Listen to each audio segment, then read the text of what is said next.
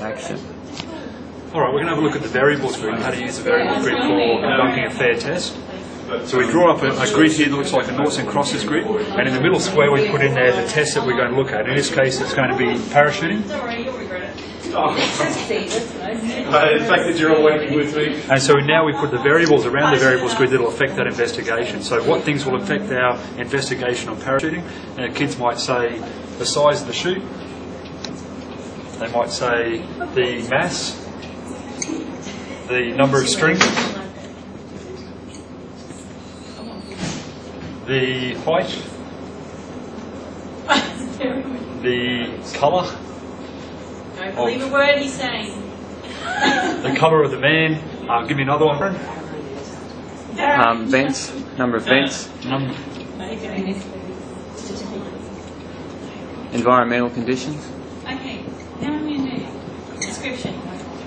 Human error. Human error. Case where, you know, students can go on. And if you have extra ones, it's easy to make your grid even better, and you just keep expanding. Once you get to when you get to that stage, put a C for all the things that you are going to control, Resources. and put an I for the one that you are actually going to test, which is our independent variable. From that, we pull that out now, we make a new variables grid for the mass.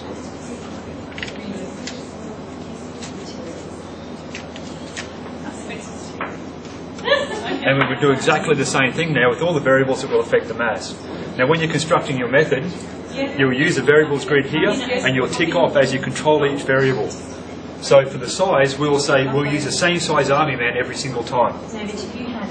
Tick. The number of strings, we're going to use a parachute that only has 4 strings.